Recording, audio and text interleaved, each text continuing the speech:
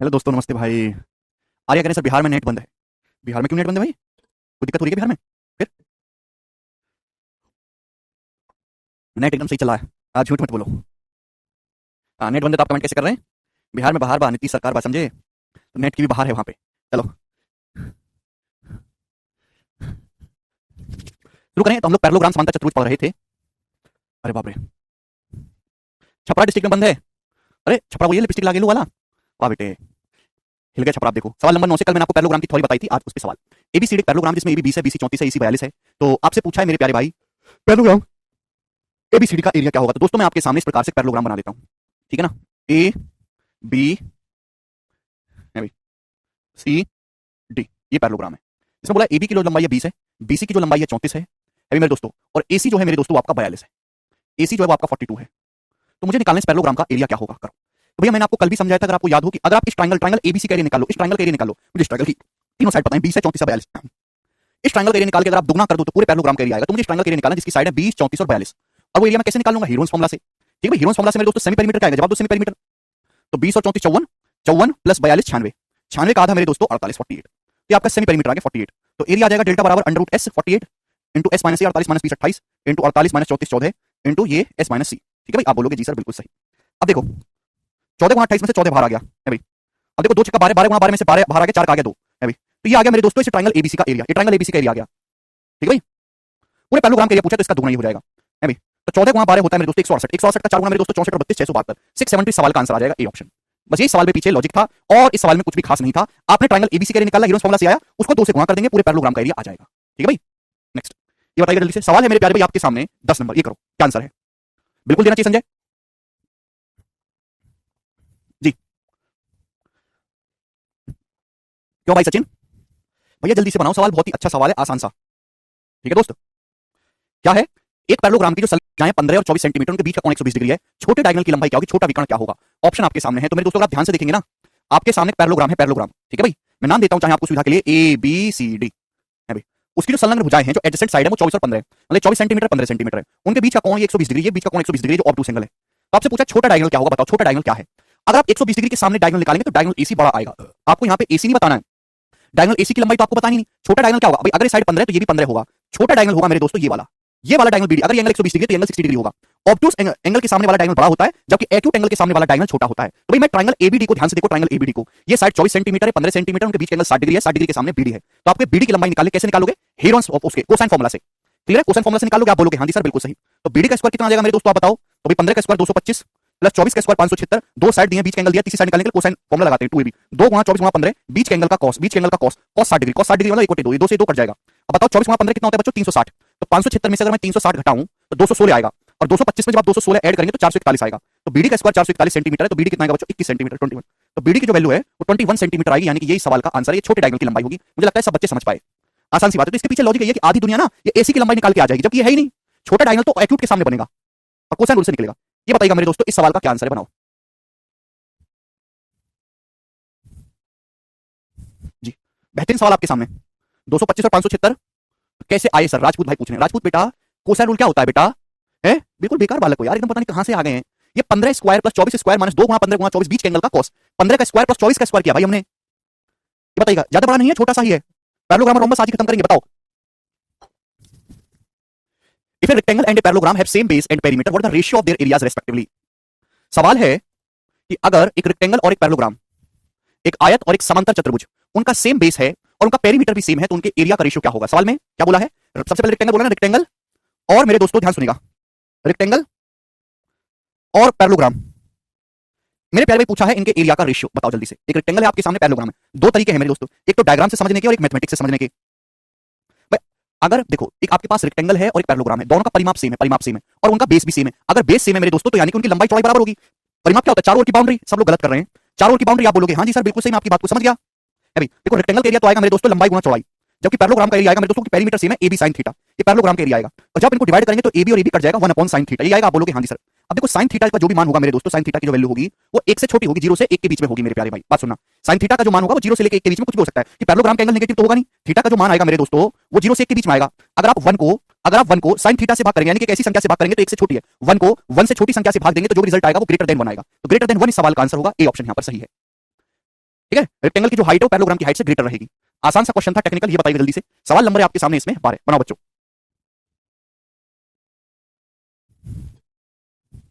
1 को 1 से छोटी संख्या से भाग देंगे क्योंकि साइन थीटा का मान 1 से छोटा होता है त्रिकोण में, तो 1 से बड़ा आएगा मेरे दोस्तों आपका आंसर। 1 बटे साइन थीटा बेटा, वो 1 बटे भाग में। एक पैरेललोग्राम की दो साइड 3 और 10 सेंटीमीटर है, तो पैरेललोग्राम के जो डायगोनल्स हैं उनके स्क्वायर का सम क्या होगा? अगर थीटा 90 बेटा, थीटा 90 हो गया तो पैरेललोग्राम और स्क्वायर तो सेम ही बन जाएगा, पैरेललोग्राम स्क्वायर ही हो जाएगा। यहाँ पे तो पैरेललोग्राम और स्क्वायर अलग अलग बोला है ना। हाँ जी जरूरी है विशाल, कल का लेक्चर देख के आओ, घर से पढ़ के आया करो। पैरेललोग्राम की दो साइड 3 और 10 है, डायगोनल के स्क्वायर का सम पूछा है, तो डायगोनल के स्क्वायर का जो सम होगा वो d1 square plus d2 square, मैंने आपको कल ही सिखाया था, d1 square plus d2 square बराबर twice of a square plus b square, twice of a square plus b square. तो 100 10 का स्क्वायर 100 प्लस 3 का स्क्वायर 9, 100 में 109 दूनी 218, 218 सेंटीमीटर स्क्वायर सवाल का आंसर था। आप यकीन करेंगे कि ये जो सवाल है 2019 के मेंस का है, प्री का नहीं, मेंस का सवाल है। तो देखो मेंस के पेपर में डायरेक्ट फॉर्मूले पे सवाल आते हैं, जिसको फॉर्मूला याद है वो बच्चा 5-7 सेकंड में सवाल कर लेगा। ठीक है भाई, चलेगा दोस्त, ये कंसेप्ट पे सवाल आता रहता है। एक और करके दिखाओ इस पे। सवाल नंबर आपके सामने बच्चों यहाँ पर 13 बनाओ। 25 सवाल है पैरेललोग्राम पे, चलो बनाइए।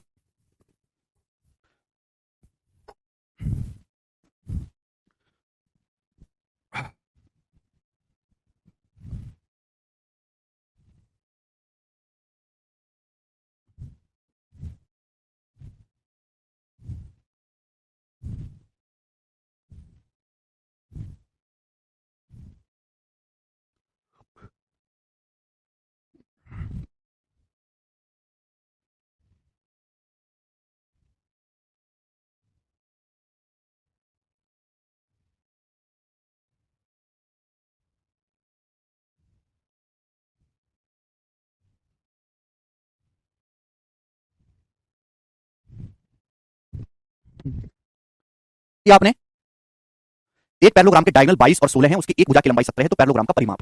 देखो सुनो मेरे प्यारे बच्चों, आपको यहाँ पे दो डायगोनल दिए, एक साइड दिए, तो क्या कंसेप्ट का इस्तेमाल करके दूसरी साइड निकाल सकते हैं? क्या है कंसेप्ट कि डायगोनल के स्क्वायर का सम, 22 का स्क्वायर 484 प्लस 16 का स्क्वायर 256 बराबर twice of a square plus b square. एक साइड 17 है, 17 का स्क्वायर 289 प्लस दूसरी साइड आपको पता नहीं है b स्क्वायर, आ जाएगा मेरे दोस्तों।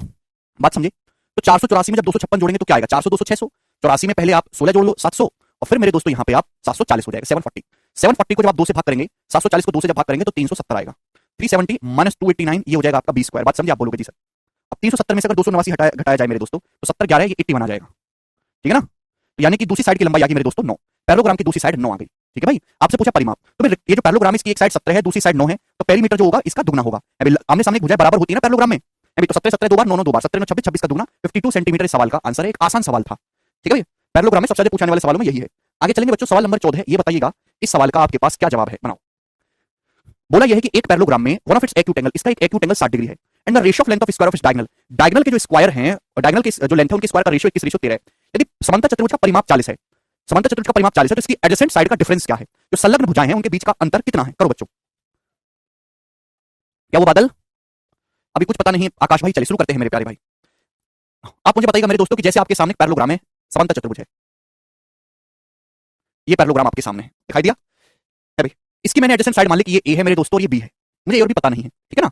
अच्छा मेरे प्यारे भाई, और ये इनके बीच का जो एंगल है 60 डिग्री है, तो ये 60 डिग्री है, 60 डिग्री। तो आप मुझे बताओ ये कितना होगा स्टूडेंट? 120 डिग्री, 120 डिग्री आप बोलोगे हाँ जी सर। तो डायगोनल के स्क्वायर का रेशियो किस रेशियो 13 है, डायगोनल के स्क्वायर का, तो 120 डिग्री के सामने जो डायगोनल है मेरे प्यारे बच्चे वो बड़ा होगा, ये वाला डायगोनल d1 बड़ा होगा, और 60 डिग्री के सामने जो डायगोनल है मेरे दोस्तों ये d2 ये छोटा होगा। ये तो होगा, आप बोलोगे हाँ जी सर। तो सवाल के अकॉर्डिंग क्या दिया है? d1 स्क्वायर बटे d2 स्क्वायर, ये आपको मेरे दोस्तों 21 बटे 13 दिया है, बराबर 21 बटे 13। बात समझे कि नहीं समझे? आप बोलोगे हाँ जी सर, हम आपकी बात को भली भांति समझे। d1 square upon d2 square बराबर 21 बटे 13, डायगोनल के स्क्वायर का रेशियो, पहले बड़ा डायगोनल है ना, फिर नीचे छोटा डायगोनल है, d1 स्क्वायर बटे d2 स्क्वायर, डायगोनल के स्क्वायर का रेशियो। अब मुझे बताओ अगर मैं कोसाइन रूल लगाऊंगा तो d1 का स्क्वायर क्या आएगा मेरे दोस्तों? d1 का स्क्वायर, ये 120 डिग्री का एंगल है, ये साइड ये a है ये b है, तो 120 डिग्री के सामने आपका d1 है, तो d1 स्क्वायर क्या आएगा? a square plus b square minus 2ab cos 120 degree, cos 120 degree का मतलब होता है माइनस 1/2, cos 120 डिग्री का मान होगा जी माइनस 1/2। आप बोलोगे जी सर माइनस माइनस प्लस हो जाएगा, 2 से 2 कट जाएगा, ab a square plus b square plus ab, मैं कोसाइन रूल लगा रहा हूं, कोई नई चीज नहीं लगा रहा यहां पे, अपॉन d2 का स्क्वायर क्या होगा? ये साइड a है ये b है, 60 डिग्री, 60 डिग्री के सामने d2 है, तो a square plus b square minus 2ab cos 60 degree, cos 60 degree का मतलब होता है 1/2, तो 2 से ये 2 कट जाएगा। ठीक है ना? ab आप बोलोगे हाँ जी सर बिल्कुल सही, बराबर आएगा मेरे दोस्तों यहाँ पर 21 बटे 13। ये सारा कुछ मैं आपको समझाने के लिए लिख रहा हूं, वरना समझदार वाला डायरेक्ट इस लाइन पे जंप करेगा। अच्छा बादल, वेरी गुड बादल भाई। तो मेरे प्यारे भाई ये आगे यहाँ तक, अब बताओ इससे आगे क्या करा जाए, इससे आगे हम इसको कैसे सॉल्व करें? मुझे क्वेश्चन सॉल्व करने के लिए ab का रेशियो निकालना है, तो बच्चों यहाँ लगाते हैं कंपेंडो डिविडेंडो, योग अंतरानुपात समानुपात नियम। ठीक है ना भाई? अगर दो फ्रैक्शन इक्वल हैं तो क्या होता है? a बटे b अगर c बराबर c बटे d है, तो मेरे दोस्तों a plus b upon a minus b बराबर c plus d upon c minus 2। अच्छा राजपूत, क्या लगा देंगे? सी एंड डी रूल। दिव्यांश ने सबसे पहले बोला एंगल कहां से लिया बेटा? सवाल में बोला गया इसका एक न्यून कोण 60 डिग्री है, एक एंगल 60 डिग्री है, तो दूसरा 120 डिग्री हो जाएगा ऑटोमेटिकली। एंगल का जो सम है वो 180 डिग्री होता है पैरेललोग्राम के एडजेसेंट एंगल का। तो यहां पे जरा कंपेंडो डिविडेंडो लगाओ, लगाएंगे मेरे दोस्तों अंश प्लस हर, अंश प्लस हर करेंगे, इन दोनों को जोड़ेंगे, जब इन दोनों को जोड़ेंगे ए बी कट जाएगा, twice of A square plus B square. आप बोलोगे हाँ जी सर बिल्कुल सही। घटाओ अंश माइनस हर, जब आप इसमें से इसको घटाओगे 2ab आएगा, इसमें से इसको घटाओगे इसका प्लस बी स्क्वायर कट जाएगा ना, ए बी में से माइनस बी घटाएंगे 2ab बराबर 21 प्लस 13 मेरे दोस्तों 34, और 21 में से जब आप 13 को घटाएंगे मेरे दोस्तों तो आ जाएगा 8, दो कैंसिल आउट। अब ए स्क्वायर प्लस बी स्क्वायर को जब ए बी से भाग करेंगे, ए स्क्वायर को जब ए बी से भाग करेंगे ए बटे बी आएगा मेरे प्यारे भाई, प्लस बी स्क्वायर को जब ए बी से भाग देंगे तो बी बटे ए आएगा। आप बोलोगे हाँ सर। और 34 बटे 8 का 70 बटे 4, आप बोलोगे हाँ जी सर 17/4 ही आ गया। क्लियर है? आप बोलोगे हाँ जी सर बिल्कुल सही। ए स्क्वायर को जब ए बी से भाग देंगे तो ए बटे बी आएगा, बी स्क्वायर को ए बी से भाग देंगे बी बटे आएगा 70 बटे 4, मतलब प्रॉपर अलजेब्रा लग रहा है। अगर आप ध्यान से सुनो मेरे दोस्तों, ध्यान से सुनो, मजा आएगा इस सवाल को करने में। देखो अगर ए बटे बी है ना तो ये उसका उल्टा लिखा हुआ है, ए स्क्वायर को ए बी से भाग देंगे ना ए बटे बी आएगा, बी स्क्वायर को ए बी से भाग देंगे बी बटे बी से बी कटेगा। अगर ये x है ना बच्चों तो उसका उल्टा है 1 बटा x, अगर ये a बटा बी x है ना तो इसका उल्टा है 1 बटा x। आप बोलोगे हाँ जी सर बिल्कुल सही। तो 70 बटे 4 डाटा बहुत इजी सेट किया एग्जामिनर ने, 70 बटे 4 को भी तो ऐसे आप लिख सकते हो, थोड़ा सा ऑब्जर्वेशन चाहिए, 4 प्लस 1 बटे 4। आप बोलोगे हाँ सर 4 प्लस 1 बटे 4 70 बटे 4, मतलब ये x है तो उसका उल्टा है 1 बटे x, ये भी 4 है तो उसका उल्टा 1 बटे 4, तो a बाई b का मान कितना आ गया मेरे प्यारे में 4 आ गया, b बाई a 1 बटे 4 आ गया। तो a बाई b जो मेरे दोस्तों a से b का रेशियो आ गया 4 बटे 1, यानी कि पैरेललोग्राम की एडजेसेंट साइड का जो रेशियो है 4:1 आ गया। पैरेललोग्राम की एडजेसेंट साइड का रेशियो 4:1 आ गया। पूछा है एडजेसेंट साइड का डिफरेंस। अच्छा पैरेललोग्राम का परिमाप कितना दिया है 40 सेंटीमीटर, मतलब अगर एक साइड 4 यूनिट है दूसरी साइड 1 यूनिट है तो इनका आपसे क्या पूछा, इनका आपसे डिफरेंस पूछा 3 यूनिट की वैल्यू, ऑप्शन का डिफरेंस पूछा 3 यूनिट की वैल्यू, तो ये दोनों ऑप्शन तो आंसर हो ही नहीं सकते। क्लियर है? पेरीमीटर होता है चार भुजाओं का योग, अगर एक साइड 4 यूनिट है दूसरी 1 यूनिट है तो पेरीमीटर आएगा 4 + 1 5, 5 का दुगना यानी कि 10।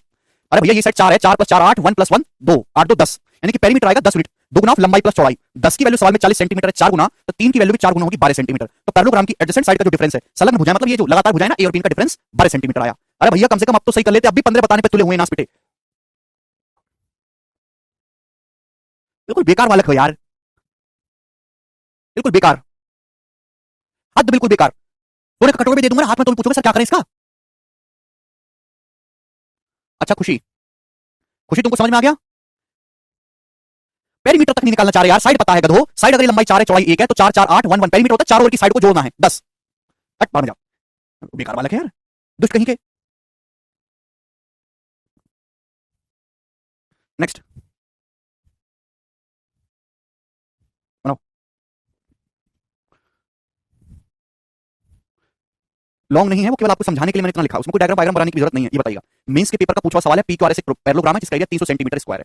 तो ये आपके सामने पैरेललोग्राम है, ये पी क्यू आर जिसका एरिया है 300, पी क्यू आर एस एक समांतर चतुर्भुज इसका एरिया 300 सेंटीमीटर स्क्वायर है। साइड पीक्यू को एक्स तक बढ़ाया जाता है इस प्रकार से कि पीक्यू जो 2x के बराबर है। साइड पीक्यू को मेरे दोस्तों यहां है भी, साइड पीक्यू को आगे बढ़ाया जाता है मेरे दोस्तों कहां तक, x तक, और पीक्यू को x के बराबर, जो लंबाई पीक्यू की है मेरे दोस्तों वही लंबाई क्यू एक्स की है। ठीक है भाई? ओके, यदि एक्सेस साइड क्यू आर को वाई पर काटता है, इसके बाद हमने एक्सेस को मिलाया, ये जो एक्सेस है मेरे दोस्तों एक्सेस को हमने मिला दिया।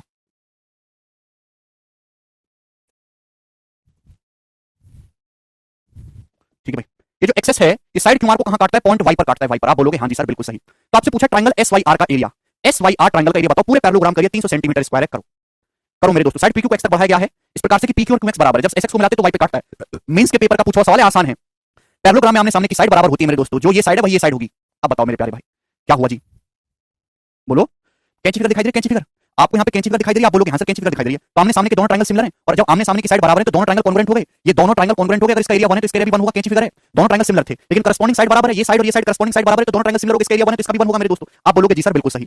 अब मेरे प्यारे भाई ये दोनों पैरेललोग्राम है, आमने सामने साइड पैरेलल है। मैं आपको कितनी बार बता चुका हूं कि अगर आपके पास एक ट्रायंगल है, किसी ट्रायंगल में एक साइड के मिड पॉइंट से अगर पैरेलल लाइन खींची जाए तो अपोजिट साइड को भी मिड पॉइंट पे मिलेगी। और इन छोटे ट्रायंगल और बड़े ट्रायंगल के एरिया का रेशियो 1:4 होता है, इसका एरिया 1:3 होगा। अगर इस ट्रायंगल का एरिया 1 है तो इस ट्रायंगल का एरिया 3 होगा, मिड पॉइंट थ्योरम से मेरे प्यारे भाई। यहां तक किसी बच्चों को समस्या आप बोलोगे जी सर यहाँ पे एक पैसे की समस्या नहीं है, ठीक है ना। आप जानते हैं कि अगर किसी भी ट्रायंगल में अगर पैरेलल साइड खींचेंगे मिड पॉइंट से तो छोटे बड़े ट्रायंगल सिमिलर है, उनकी साइड का रेशियो 1:2, एरिया का रेशियो 1:4। छोटे ट्रायंगल का एरिया 1 है, पूरे का 4 तो इसका एरिया 3 होता है, 1:3। सिमिलरिटी लगाई हमने, सवाल समाप्त।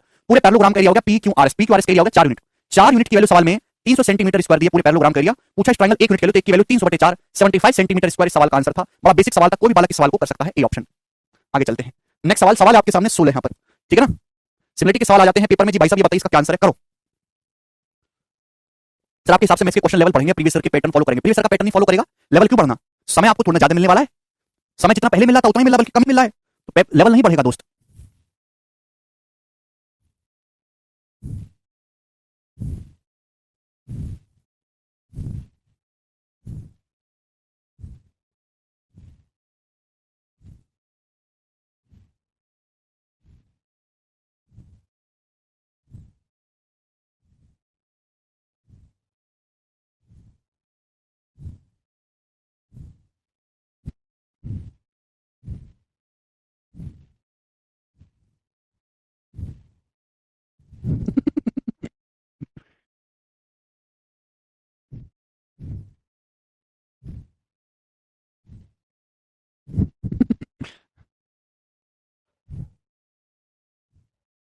हाँ जी, डायगोनल ड्रॉ करके भी हो जाएगा गिरीश। वेरी गुड मेरे प्यारे भाई, बहुत अच्छा बनाओ। आपको समय दे रहा हूं, सिमिलरिटी से होगा दोस्तों सवाल सॉल्व, सिमिलरिटी से करो।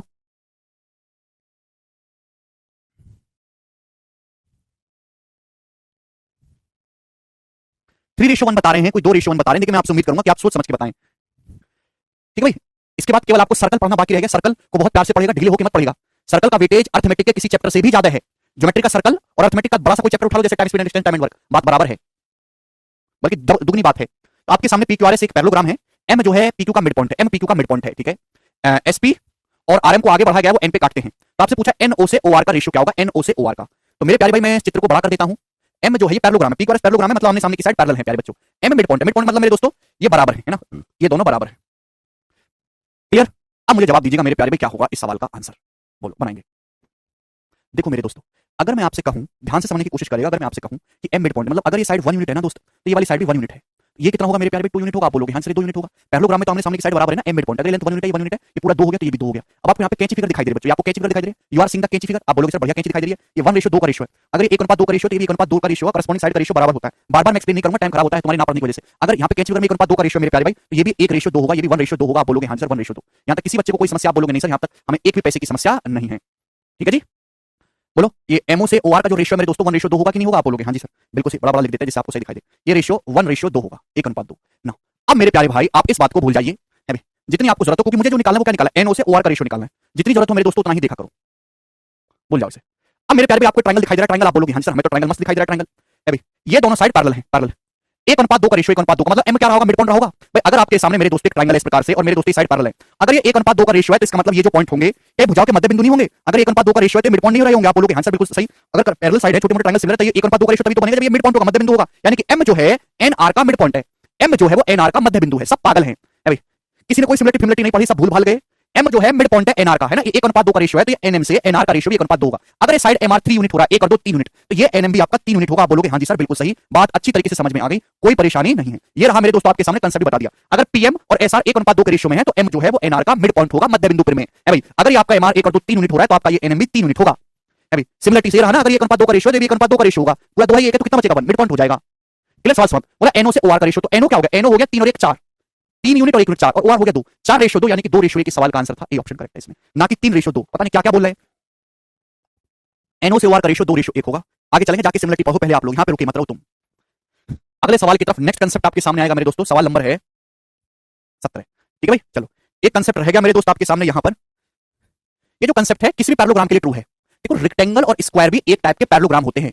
रेक्टेंगल में आमने सामने की साइड पैरेलल होती है, स्क्वायर में आमने सामने की साइड पैरेलल होती है। तो रेक्टेंगल और स्क्वायर भी एक टाइप के पैरेललोग्राम ही होते हैं। तो जो कंसेप्ट पैरेललोग्राम के में लग रहा है वो कंसेप्ट रेक्टेंगल और स्क्वायर में लगेगा ही लगेगा। क्लियर है? आप बोलोगे हाँ जी सर बिल्कुल सही, ठीक है ना। तो ये जो किसी भी पैरेललोग्राम के लिए सत्य है, इन एनी पैरेललोग्राम, तो पैरेललोग्राम के लिए अगर ट्रू है मतलब ये रेक्टेंगल और स्क्वायर दोनों में लगेगा मेरे प्यारे भाई। बात समझ में आई? यस और नो जवाब दीजिएगा। ठीक भाई। आशु कह रहे सर मैं शाने से हूं, मेरी जीएफ पीयू भी इसी बैच में पढ़ती है, तो सर वो मुझसे नाराज है, आप मेरी कुछ हेल्प कर दो। पीयू देखा, ये जो आंसू है, जब मैं पिछली बार शाने घूमने गया था अपने गांव, तो चौराहे पे जो है पान बाहर खा रहा था गुटखा, और वहीं विमल की छाप छोड़ रहा था। तो मैं आपसे आग्रह करूंगा कि आंसू को तुरंत प्रभाव से छोड़ दिया जाए, निस्तनाबूद कर दिया जाए। ठीक है? तो रेक्टेंगल और स्क्वायर भी एक टाइप के पैरेललोग्राम ही होते हैं। ठीक है जी। तो मेरे दोस्त मैं आपके सामने पैरेललोग्राम बनाता हूं, समांतर चतुर्भुज है ABCD। ये जो कंसेप्ट है पैरेललोग्राम के लिए ट्रू है, तो इसका मतलब रेक्टेंगल और स्क्वायर में भी लगेगा ओढ़ के। ABCD पैरेललोग्राम है। इसके अंदर मेरे दोस्तों कोई पॉइंट P है, इसके अंदर मेरे प्यारे भाई कोई पॉइंट P है, ठीक है ना। बात समझ में आई? पीच एनी पॉइंट इनसाइड, इसके अंदर कोई पॉइंट P, अगर पॉइंट P से मेरे दोस्तों मैं आमने सामने के वर्टेक्स को मिलाऊं, अगर पॉइंट P से आमने सामने के वर्टेक्स को मैं मिलाता हूं, आमने सामने के वर्टेक्स को, आप बोलोगे हाँ जी सर, तो 4 ट्रायंगल बनते हैं। P is any point inside parallelogram. Parallelogram के अंदर अगर कोई पॉइंट P है, पॉइंट P से 4 वर्टेक्स को मिलाएंगे तो 4 ट्रायंगल मेरे दोस्तों यहां पे बनेंगे। ठीक है दोस्त? तो मेरे प्यारे आमने सामने के जो ट्रायंगल है मेरे दोस्तों, अगर इस ट्रायंगल का एरिया फर्स्ट है, इस ट्रायंगल का एरिया मेरे दोस्तों सेकंड है, इस ट्रायंगल का एरिया मेरे दोस्तों थर्ड है, और इस ट्रायंगल का एरिया मेरे दोस्तों फोर्थ है। तो आमने सामने के जो ट्रायंगल है उनके एरिया का सम बराबर होता है। मैं बात कर रहा हूं एरिया की। Area of first plus second, area of first plus second is equal to area of third plus fourth, area of third plus fourth equal to half of area of parallelogram ABCD, half of area of parallelogram ABCD, parallelogram ABCD के area का आधा होगा। इसमें बच्चों को concept समझ में आया? ये वाला कंसेप्ट नहीं है बेटा, वो ब्रिटिश फ्लैग थ्योरम अलग थी, तुमको कुछ नहीं पता रहता, सब भूल जाते हैं, सब खिचड़ी पका देते हैं। ना ना ना ना ना ना, ये तो अलग बताया हमने। तो अगर आपके पास एक पैरेललोग्राम है, नहीं दिव्यांश, पी उसके अंदर कोई पॉइंट है, अगर आप पॉइंट पी से चारों वर्टेक्स को मिलाएंगे तो चार ट्रायंगल बनेंगे। आमने सामने के जो ट्रायंगल्स हैं उनके एरिया का सम बराबर होगा और पूरे पैरेललोग्राम के एरिया का आधा होगा। आमने सामने के ट्रायंगल जो उनके एरिया का सम बराबर होगा और पूरे पैरेललोग्राम के एरिया का आधा होगा। कुछ बच्चे कहेंगे सर ऐसा क्यों हुआ, धोखा हुआ हमारे साथ, हमको बेसिक से नहीं बताया गया। तो कमेंट करिए एस्टिक्स। अगर पैरेललोग्राम में दोनों साइड पैरेलल हैं, ये साइड ए है, ये साइड ए है, तो अगर मेरे दोस्तों आप यहां से एक ऐसे लाइन ड्रॉ करेंगे, ये 90 डिग्री, ये 90 डिग्री, तो अगर मेरे प्यारे भाई मैं ध्यान से देखूं, मैं इसको नाम देता हूं H1। H1 क्या है, दोनों पैरेलल साइड के बीच की डिस्टेंस H1।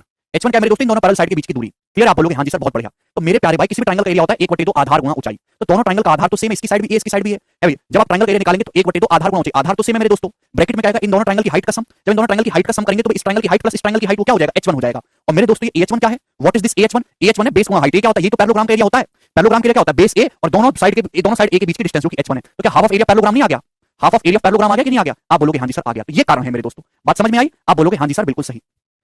अगर ये कंसेप्ट आपको समझ में आ गया तो आप मुझे ये सवाल करके बताइए, मैं बिल्कुल नहीं बताऊंगा, केवल आपको वैल्यू रखनी है इसी के अंदर। कई बार पेपर में ये भी पूछ लिया जाता है, बनाओ।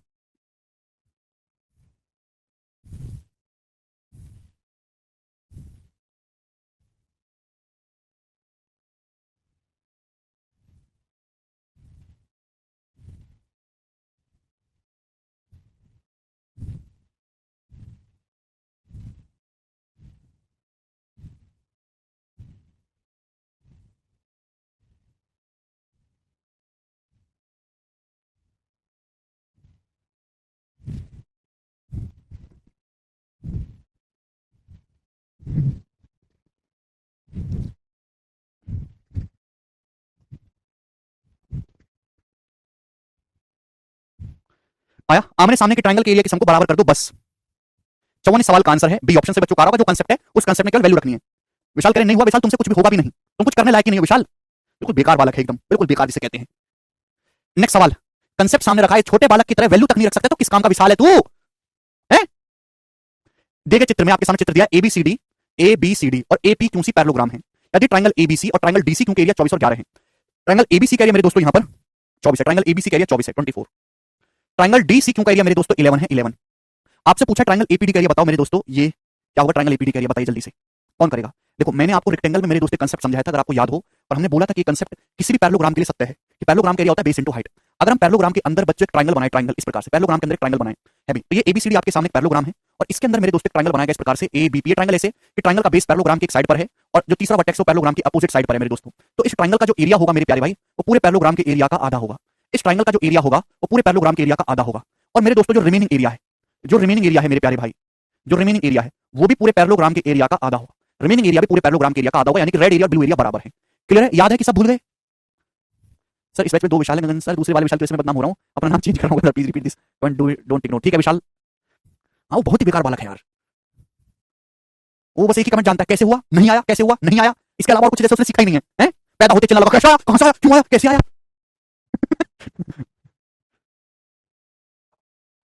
आपके सामने एबीसीडी पैरेललोग्राम है मेरे प्यारे भाई, एबीसी का एरिया 24 है, डीसी क्यू का एरिया 11 है, तो आपसे ट्रायंगल एपीडी का एरिया पूछा, याद है सभी को? आप बोलोगे हाँ जी सर हमें याद है, हमें समय देके समझाया था आपको। तो अगर पैरेललोग्राम का डायगोनल आप खींचे तो एरिया को दो इक्वल पार्ट में डिवाइड करता है। अगर एबीसी का एरिया 24 है तो एडीसी का एरिया भी 24 होगा, 24 होगा। आप बोलोगे जी सर अब मुझे निकालना ये वाला एरिया, आप जानते हैं कि ये देखो सेम कंसेप्ट एपी क्यों से पैरेललोग्राम है, पैरेललोग्राम के अंदर एक ट्रायंगल बना है ट्रायंगल एडीसी, तो जो ट्रायंगल एडीसी का एरिया है वो पैरेललोग्राम का आधा है, तो रिमेनिंग एरिया भी आधा होगा, रिमेनिंग एरिया भी 24। अगर 24 है तो बचा कुछ इन दोनों का सम भी 24 होगा। 11 है तो कितना बचेगा बच्चों, 13, 11 प्लस 13 24, 13 सवाल का आंसर था, बड़ा बेसिक सवाल था दोस्तों ये। आगे चलेंगे, सवाल नंबर है आपके सामने यहाँ पर 19। ये बताओ जल्दी से इस क्वेश्चन का क्या आंसर है, कितने बालक इस सवाल को करने की ताकत अपने दिमाग में रखते हैं? विशाल कह रहे प्लीज हेल्प गगन सर, आप ही बता दीजिए मैं क्या नाम रखूं? नाम रख लो वो विशाल नहीं हूं, वो विशाल अलग है।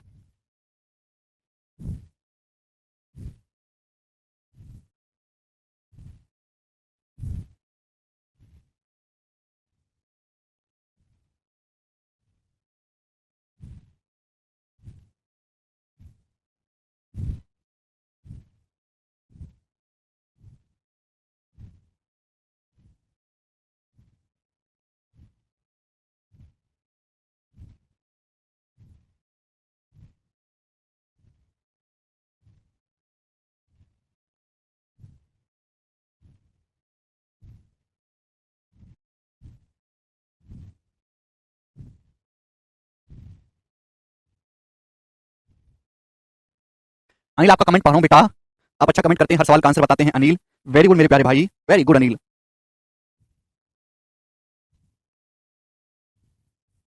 हाँ जी, देखो इस सवाल का जवाब दो मेरे प्यारे दोस्तों, क्या आंसर है इस सवाल का। एक पैरेललोग्राम एबीसीडी है, इसका एरिया 72√3 स्क्वायर सेंटीमीटर है, साइड सीडी और एडी की लंबाई 9 और 16 है। पी एक पॉइंट है साइड सीडी पर इस प्रकार से कि एपी जो है सीडी पे परपेंडिकुलर है। तो आपसे पूछा ट्रायंगल एपीडी का एरिया बताना, ट्रायंगल एपीडी का एरिया। तो मेरे दोस्तों मैं आपके सामने पैरेललोग्राम बनाता हूं इस प्रकार से, बढ़िया पैरेललोग्राम बनाऊंगा गोरा गोरा आपकी तरह।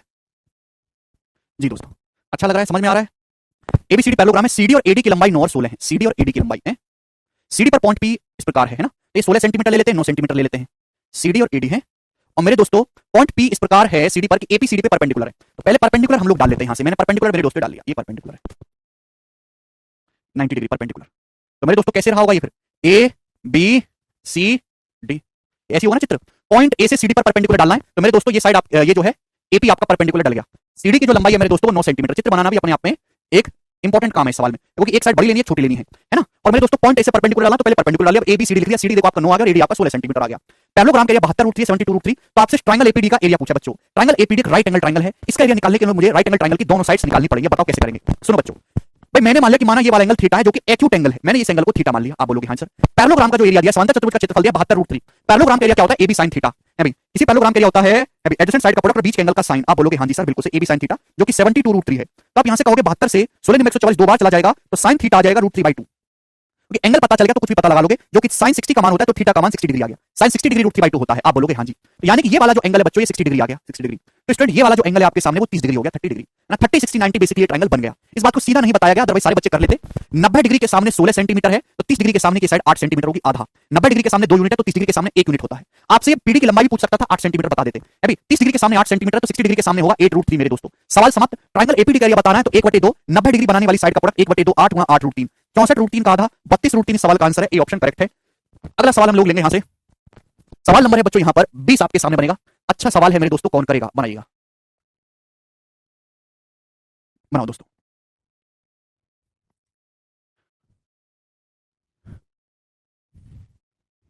देखिएगा 20 नंबर सवाल, एबीसीडी एक पैरेललोग्राम है, साइड सीडी पर एक पॉइंट ई है, ट्रायंगल एएफबी का एरिया 22 है। बहुत ही अच्छा टेक्निकल सवाल है ये। एबीसीडी पैरेललोग्राम है, ट्रायंगल एएफबी का एरिया 22 है, ट्रायंगल बीईसी का एरिया 12 है। तो आपसे पूछा ट्रायंगल डीईएफ का एरिया। मैं डायग्राम को बड़ा कर दूं, बड़ा कर देते हैं थोड़ा सा। अब देखो सवाल में ये बोला गया मेरे दोस्तों कि ये पैरेललोग्राम है, इसके साइड सीडी पर कोई पॉइंट ई इस प्रकार से है, ये डायगोनल बीडी को मिलाया गया मेरे प्यारे भी। ट्रायंगल एएफबी का एरिया 22 है, ट्रायंगल का एरिया 22 सेंटीमीटर स्क्वायर है। ट्रायंगल बीईसी इस ट्रायंगल का एरिया 12 है, 12। तो आपसे ट्रायंगल डीईएफ इस ट्रायंगल का एरिया पूछा, तो मैंने मान लिया ट्रायंगल का एरिया के। तो आपको के का मान निकालना है बच्चों, जवाब दो, कैसे करोगे इस सवाल को, बनाओ।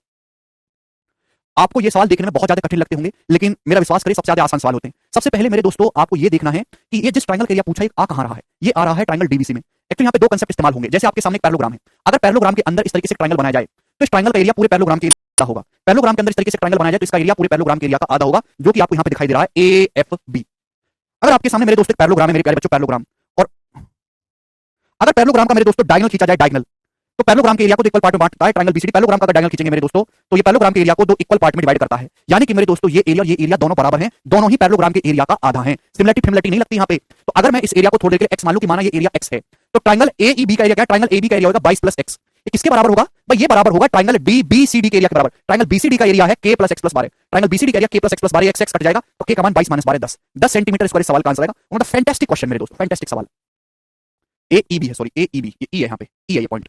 तो जो एरिया ट्रायंगल एबी का है वही एरिया ट्रायंगल बीसीडी का होगा, पैरेललोग्राम का आधा। बताओ कितना मस्त सवाल है कि नहीं। कहां हुआ सतेंद्र,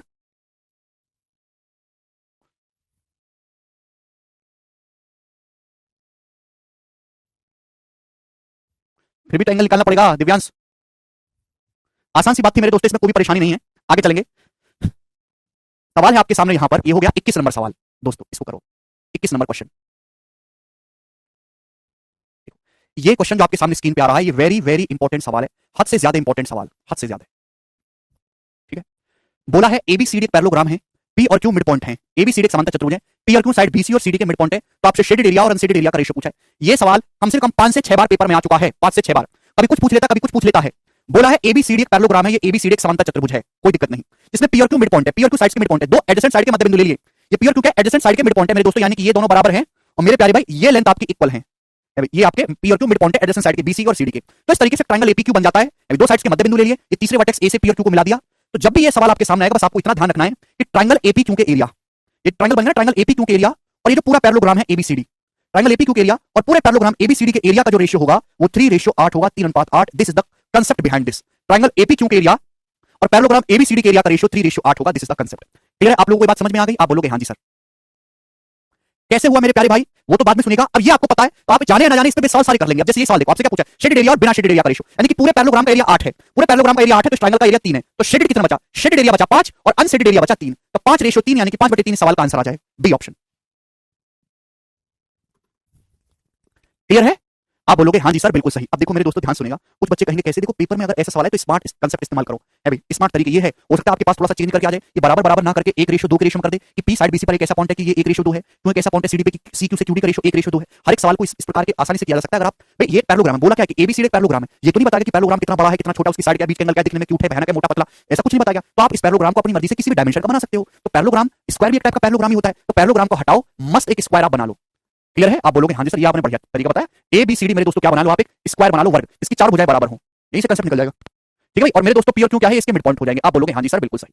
और आपको निकालना है मेरे दोस्तों यहां से ये ट्रायंगल एपीक्यू के एरिया और इस स्क्वायर के एरिया का रेशियो। अब बताओ मेरे दोस्त, क्या आप नहीं निकाल सकते? ट्रायंगल के एरिया कैसे आएगा? अगर मैं स्क्वायर के एरिया में से तीनों राइट एंगल के एरिया घटा दूं, आ जाएगा? आप बोलोगे हाँ जी सर बिल्कुल आ जाएगा। तो मैंने स्क्वायर की साइड को 2 मान लिया, 2 मेरे दोस्तों 1 हो जाएगा, ये 1 हो जाएगा, ये 1 हो जाएगा, ये 1 हो जाएगा, ये 2 हो जाएगा।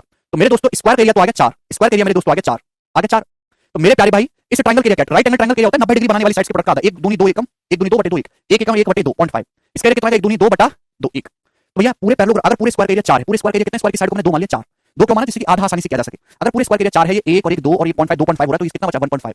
तो मेरे दोस्तों इस ट्रायंगल के एरिया और स्क्वायर के एरिया का रेशियो आ गया, ट्रायंगल के एरिया और इस स्क्वायर के एरिया का रेशियो आ गया मेरे दोस्तों 1.5 रेशियो 4 या फिर 3/8। देखो आगे कि नहीं आगे? 3/8। आप बोलोगे हाँ सर। तो पेपर में सवाल आया, आपको इस तरीके से करना है, पूरा उसके बीच चक्कर में नहीं पड़ना है। अगर सॉल्व करना चाहते हो तो आप इसको यहां से मिलाओ, है ना, सिमिलरिटी वगैरह लगाओ, सिमिलरिटी लगानी होगी तब जाके आपका आंसर आएगा, उसमें आपका बहुत टाइम बर्बाद होगा। ठीक है ना, कई बार सिमिलरिटी लगानी होगी। This is the best method. आगे चलेंगे, सवाल नंबर होगा जी आपके सामने यहाँ पर 22, ये करिए दोस्त, जल्दी से जवाब दो, क्या उत्तर है?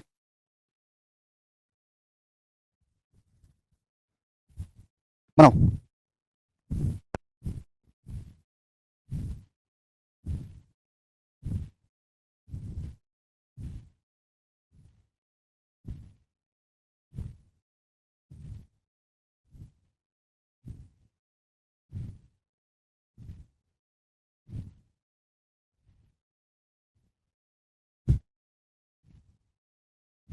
विकास कह रहे सर ऑनलाइन क्लास करते करते सो जाता हूं, क्या करें? विकास फिर तुम्हें कुछ थोड़ा करना है, करेगी तो फिर एसएससी तुम्हें नौकरी ना देके, तुम्हें कुछ नहीं करना, तुम अपने सोने का काम कंटिन्यू करो, बाकी फिर दुनिया कर लेगी। अगर साइड का रेशियो अलग करोगे तो भी ऐसी हो जाएगा साथ साथ, राइट एंगल के निकालने में थोड़ी दिक्कत आएगी, लेकिन आसान तरीका यही रहेगा। अब देखो ये सवाल बहुत अच्छा सवाल है, आपके सामने दोस्तों चित्र दिया है जिसमें A B C D parallelogram है और पी क्यू आर एस जो है वो मध्य बिंदु है side A B B C C D A D के। तो आपसे पूछा शेडेड एरिया क्या होगा, शेडेड एरिया आपको बताना है। पैरेललोग्राम का जो area 140 centimetre square 140 centimetre square. अगर इस पूरे सवाल को पढ़ लो, ये P Q R S sides के मिड पॉइंट है, मध्य बिंदु है मेरे प्यारे भाई, A B C D parallelogram है, पूरे पैरेललोग्राम का एरिया अगर 140 है पूरे पैरेललोग्राम का, तो आपको शेडेड एरिया बताना है। सभी लोगों ने सवाल पढ़ लिया होगा, अब मैं इसके डायग्राम को बड़ा कर देता हूं। ये सवाल मैंने क्यों लिया है मेरे दोस्तों, हालांकि एक ही बार इससे प्रीवियस में सवाल आया है, इससे बहुत सारे क्वेश्चन बन सकते हैं। पूरे पैरेललोग्राम का जो एरिया है वो 140 सेंटीमीटर स्क्वायर है, शेड एरिया आपको बताना है। पेपर में सवाल आया था, ये वाला जो बीच में पॉलिटल दिख रहा है ना, ये वाला, इस चतुर्भुज के एरिया और पूरे पैरेललोग्राम के एरिया का रेशियो क्या होगा, ये सवाल पेपर में आया हुआ है। थोड़ा एडवांस वर्जन है, ध्यान सुनिएगा मेरे दोस्तों। अब पी क्यू आर एस मेरे प्यारे भाई ये मिड पॉइंट है, ये सब मध्य बिंदु है। आप बोलोगे हाँ जी सर बिल्कुल सही, मिड पॉइंट्स हैं साइड्स के। क्लियर है? आप बोलोगे हाँ जी सर बिल्कुल मस्त टकाटक क्लियर है। मेरे दोस्तों ये लाइन जो है पैरेलल खींची गई है, आप बोलोगे हाँ जी सर बिल्कुल से पैरेलल लाइन है, अभी पैरेलल ही होंगी, और ये मेरे दोस्तों इसके पैरेलल है, आप बोलोगे हाँ जी सर बिल्कुल सही। ठीक है ना? तो मैं आपको अच्छी तरीके से समझा चुका हूं मेरे प्यारे। देखो यहाँ पे दो कंसेप्ट इस्तेमाल होंगे, जैसे आपके सामने पैरेललोग्राम है, जैसे बच्चों आपके सामने पैरेललोग्राम है और ये मिड पॉइंट है मेरे दोस्तों, मध्य बिंदु है, ये भी मेरे दोस्तों मध्य बिंदु है।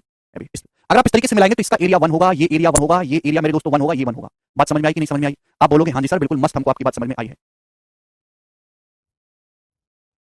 दिखाई दे रहा है? आप बोलोगे हाँ जी सर बिल्कुल सही दिखाई दे रहा है। अगर मेरे दोस्तों आपके सामने ये पैरेललोग्राम है मेरे प्यारे, पैरेललोग्राम, इसको मेरे दोस्तों अगर आप यहां से मिलाएंगे, मेरे दोस्तों ये एरिया 1 है, तो ये एरिया 1 होगा, मेरे दोस्तों ये एरिया भी 1 होगा, ये एरिया भी 1 होगा, सारे एरिया बराबर बराबर हो जाएंगे, आप मिड पॉइंट से मिलाएंगे। सिमेट्रिसिटी से बेटा रीजनिंग से गणित नहीं लगाना, रीजनिंग लगाने कचरा लोग। ठीक है? दूसरा कंसेप्ट, अगर आपके सामने ट्रायंगल है, ट्रायंगल में अगर किसी भी साइड से, किसी भी साइड के मध्य बिंदु से अगर पैरेलल लाइन खींचते हैं, किसी भी साइड के मिड पॉइंट से पैरेलल लाइन खींचते हैं, तो छोटे ट्रायंगल और स्क्वालिटल के एरिया का रेशियो 1:3 होता है। छोटे ट्रायंगल स्क्वालिटल के एरिया का रेशियो 1:3 होता है। अगर मैं आपसे कहूं ट्रायंगल का एरिया 1 है, इसका एरिया 3 होगा। क्यों? ये दोनों लाइन पैरेलल है समांतर, ये आर मिड पॉइंट है, ये वाला कंसेप्ट इस्तेमाल हो गया। आर मिड पॉइंट है, मिड पॉइंट से पैरेलल लाइन खींची गई तो छोटे ट्रायंगल स्क्वालिटल के एरिया का रेशियो 1:3। सिमिलरली मेरे दोस्तों ये 1 है, तो मेरे प्यारे भाई ये भी आपका 3 होगा।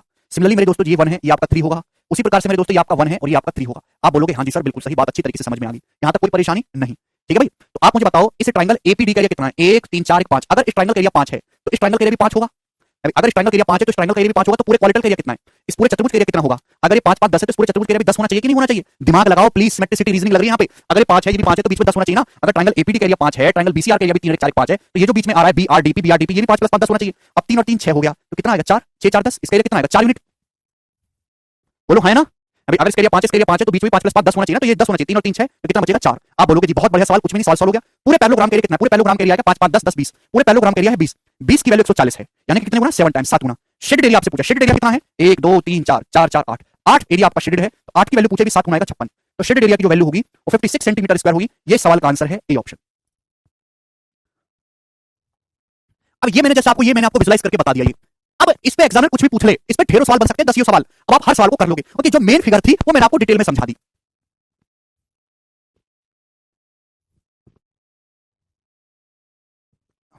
Sir, I have completed my BTech from IIT Delhi in electrical engineering. I got placed there in startup, but I quit that because I want to join MEA. I'm weak in arithmetic. Please reply. Tarun bhai, why you want to join MEA and not in startup? If you have good opportunity in private sector, then go for it.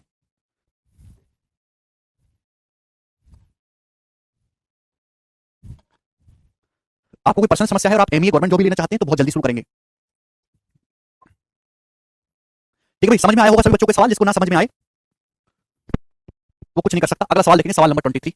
जल्दी से करो मेरे दोस्तों, फटाफट फटाफट। हाँ जी, ये बताइए इस सवाल का क्या आंसर है, बनाओ अभी लोग।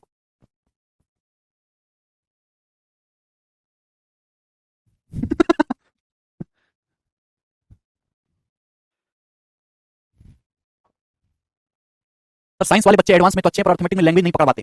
8 साइड के वालों के पास बिल्कुल उल्टा है, अर्थमेटिक की लैंग्वेज ही पकड़ लेते हैं, सॉल्व वो भी नहीं कर पाते, लैंग्वेज पकड़ के ही खुश रहते हैं, एडवांस तो आता ही नहीं ज्यादा है। ये बताइएगा इस सवाल का क्या आंसर है। अब ये जो सवाल है, दिस इज वेरी वेरी बेहतरीन सवाल, एसएससी में तो नहीं, बाकी अदर एग्जाम में, डिफेंस में और सीडीएस में बहुत ज्यादा इंपॉर्टेंट है। आपके सामने चित्र दिया जिसमें एबीसीडी पैरेललोग्राम है, ये एक पैरेललोग्राम है, इसके अंदर ऐसे कुछ खींच दिया हमने, इसका एरिया 15 है, अभी ये 7 सेंटीमीटर स्क्वायर है, क्यों पीबी 4 है, तो आपसे पूछा शेडेड एरिया। ये शेडेड एरिया आपको बताना है, यानी कि मेरे दोस्तों ये शेडेड एरिया को मैंने के मान लिया, तो आपको के का मान बताना है। बताओ कैसे करेंगे शेडेड एरिया के, करो दोस्तों। कई सारे तरीके मेरे दोस्तों इस सवाल को करने के आपको दिए गए हैं। देखो मेरे प्यारे भाई, सबसे पहले आप ये देखो के किस ट्रायंगल में आ रहा है, के किस ट्रायंगल में आ रहा है। ठीक है भाई, तो के आ रहा है मेरे दोस्तों इस ट्रायंगल एडीपी में। मैंने मान लिया कि भाई इसका एरिया जो है वो एक्स है और मैंने मान लिया इसका एरिया जो है वो वाई है, वाई, और मुझे निकालना है के। अगर आप ध्यान से देखेंगे मेरे दोस्तों, जैसे पैरेललोग्राम है, पैरेललोग्राम के अंदर इस हिसाब से ट्रायंगल बनाया जाए, ये पूरे पैरेललोग्राम के एरिया का आधा होगा। अब मेरे दोस्तों मुझे तो के का मान निकालना है ना, मुझे तो एक्स और वाई को गायब करना है, मुझे तो एक्स और वाई को डिलीट करना है। एक्स और वाई कहां आ रहा है मेरे दोस्तों? पैरेललोग्राम के अंदर अगर ये ट्रायंगल बनाया जाए, ये ट्रायंगल बनाया जाए, तो ये जो रिमेनिंग एरिया है पैरेललोग्राम के अंदर ट्रायंगल बनाया जाए, ये जो रिमेनिंग एरिया, जो बचा हुआ एरिया, ये भी तो पूरे पैरेललोग्राम के एरिया का आधा होगा। ये जो रिमेनिंग एरिया, ये भी तो पूरे पैरेललोग्राम के एरिया का आधा होगा। आप बोलोगे हाँ जी सर बिल्कुल सही, यानी कि मेरे दोस्तों x plus K plus Y, x plus K plus Y is equal to, ये दोनों एरिया इक्वल है, पूरे पैरेललोग्राम के एरिया के आधे हैं, है ना। ये रेड एरिया क्या है? x plus 15, x plus 15 plus 7 plus Y plus 4 plus 7 plus Y plus 4, क्या आ गया? x प्लस वाई कट जाएगा, आपको वो दो ट्रायंगल चूज करने हैं जहां से x और y यानी कि कॉमन एरिया कट जाए, कॉमन एरिया कट जाए। तो मेरे दोस्तों के बराबर आ गया 15 प्लस 11 26, 26 सेंटीमीटर स्क्वायर सवाल का आंसर था। बताओ इससे मीठा सवाल क्या ही कोई बन पाएगा, बता दीजिएगा। एक सवाल बेशक देखने में कॉम्प्लिकेटेड और कठिन लग रहा है, लेकिन है वन लाइनर सवाल। आगे चलते हैं, नेक्स्ट सवाल है आपके सामने मेरे प्यारे भाई, यहां पर 24। ये बताओ दोस्त,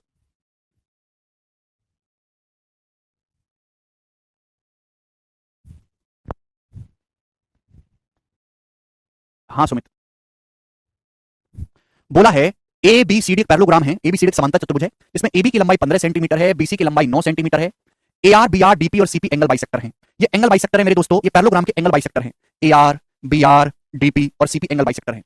तो मेरे दोस्तों आपसे पूछा पी आर की लंबाई बताओ। देखो मेरे प्यारे भाई, अगर मैं इस कंसेप्ट को बहुत डिटेल में एक्सप्लेन करूं तो कम से कम 1 घंटा चाहिए इसी कंसेप्ट को एक्सप्लेन करने के लिए, उतना समय नहीं है। ठीक है दोस्तों, और उतना आपको जानने की जरूरत भी नहीं, केवल आप काम की चीज पढ़ो। जो मैं चीज बताने वाला हूं पेपर में कई बार आती है, ध्यान सुनिएगा।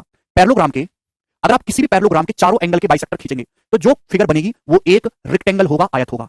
किसी भी पैरेललोग्राम के, किसी भी पैरेललोग्राम के चारों एंगल के बाइसेक्टर से बना quadrilateral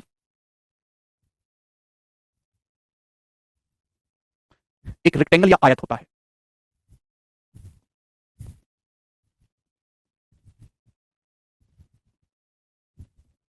this is the concept. अगर आप किसी भी समांतर चतुर्भुज के चारों एंगल के बाइसेक्टर खींचेंगे तो जो क्वाड्रिलेटरल बनेगा मेरे दोस्तों वो एक रेक्टेंगल और आयत होगा। यानी कि मेरे दोस्तों यहां पे जो quadrilateral P Q R S बना है ये एक रेक्टेंगल है, ये एक आयत है। आप बोलोगे हाँ जी सर बिल्कुल सही। ठीक है, कंसेप्ट को अपनी कॉपी में उतार लो। ये थ्योरेटिकली भी पूछ लिया जाता है और इस तरीके से सवाल में भी ये पूछा जाता है। किसी भी पैरेललोग्राम के चारों एंगल के बाइसेक्टर से जो क्वाड्रिलेटरल बनेगा वो एक रेक्टेंगल होगा, वो आयत होगा। साइक्लिक क्वाड्रिलेटरल तो होगा ही, साइक्लिक में भी रेक्टेंगल होगा, मतलब इसके आमने सामने की साइड बराबर होंगी और इसके चारों एंगल 90 डिग्री होंगे। चारों एंगल मेरे दोस्तों 90 डिग्री होंगे। आप बोलोगे हाँ जी सर बिल्कुल सही। वन मोर कंसेप्ट मेरे दोस्तों कि अगर ये पैरेललोग्राम की साइड ए है, ये बी है, तो रेक्टेंगल के दोनों डायगोनल बराबर होते हैं। जो डायगोनल पीआर है मेरे दोस्तों वही डायगोनल एसक्यू है, और डायगोनल्स की जो लंबाई होगी वो पैरेललोग्राम की एडजेसेंट साइड का डिफरेंस होगी। है भाई, डायगोनल की जो लंबाई होगी वो एडजेसेंट साइड, पैरेललोग्राम की एडजेसेंट साइड का संलग्न भुजाओं का डिफरेंस होगी, A difference B. This is the concept behind this. Parallelogram है ये, पैरेललोग्राम की मेरे दोस्तों एक साइड 15 बोली है भाई, ए बी आपको 15 बोला है, ए आपको 9 बोला है मेरे दोस्तों 9, तो एडजेसेंट साइड का डिफरेंस कितना है मेरे दोस्तों 15 माइनस 9, 6 सेंटीमीटर सवाल का आंसर। पीआर की लंबाई पूछी थी ना, तो पीआर आपका डायगोनल है जिसकी लंबाई 6 सेंटीमीटर हो जाएगी। ए ऑप्शन इसका आंसर है। इंग्लिश में बोला हूं, the figure made by angle bisectors of a parallelogram is always a rectangle. The figure made by angle bisectors of a parallelogram is always a rectangle. Clear? आप बोलोगे हां जी sir बिल्कुल clear है। ठीक है भाई दोस्तों, लास्ट क्वेश्चन करेंगे हम लोग आज की क्लास में, वो होगा सवाल नंबर 25 पैरेललोग्राम को लेकर। ठीक है दोस्तों, बनाइएगा। समाप्त। स्क्वायर नहीं होगा, रेक्टेंगल ही होगा अंकित।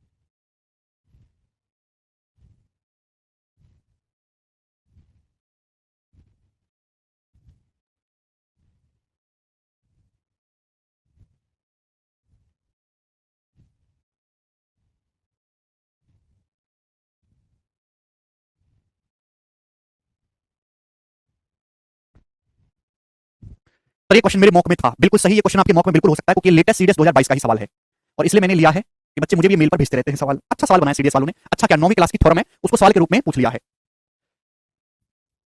देखो मेरे प्यारे, ध्यान से समझिएगा मेरे प्यारे स्टूडेंट्स। हमारे देखो नया यूट्यूब चैनल भी है मैथ्स वंडर इन सेकंड्स, जिसमें मैं छोटे छोटे ट्रिक्स बताता रहता हूं, मतलब रिवीजन करवाता रहता हूं कांसेप्ट्स का। आप सभी लोगों ने वो चैनल सब्सक्राइब कर रखा है, maths wonder in seconds. Figure ही नहीं बन रहा, बना देंगे, स्वाति चिंता ना करें भाई, डायग्राम भी बन जाएगा। उस चैनल को जरूर ज्वाइन कर लो सभी लोग, और अपने घर वालों से भी करवाओ। एबीसीडी पैरेललोग्राम एक सर्कल है जो एबीसी से पास करता है, एबीसी से गुजरता है, चारों से नहीं गुजरता, केवल एबीसी से सर्कल गुजरता है, और इंटरसेक्ट सीडी, सीडी को आगे बढ़ाने पर वो, जब सीडी को आगे बढ़ाते तो ये पर मिलता है। कौन सा करेक्ट है? तो मेरे दोस्तों आपके सामने इस प्रकार से एक सर्कल है, और ये सर्कल एक पैरेललोग्राम के 3 पॉइंट है एबीसी, उनसे गुजरता है इस प्रकार से।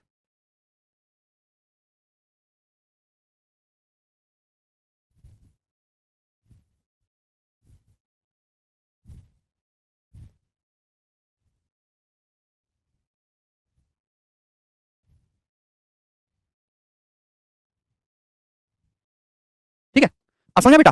आप बोलोगे हाँ सर। तो एबीसीडी पैरेललोग्राम है मेरे दोस्तों जो एबीसी से मिलता है, ए बी सी और डी। ये जो पैरेललोग्राम है मेरे दोस्तों एबीसीडी, एक सर्कल है जो ए बी और सी से होकर गुजरता है। सीडी को आगे बढ़ाते हैं मेरे दोस्तों, ये जो सर्कल को कहां पे मिलता है? पॉइंट ई पर जाके मिलता है, पॉइंट ई पर। तो कौन सा स्टेटमेंट सही है? ए एडी के बराबर है। अगर मैं ए से ई को मिलाऊंगा मेरे प्यारे भाई, तो ए और एडी, क्या ये ए और एडी बराबर है? क्या स्टेटमेंट सही है? अब बताओ।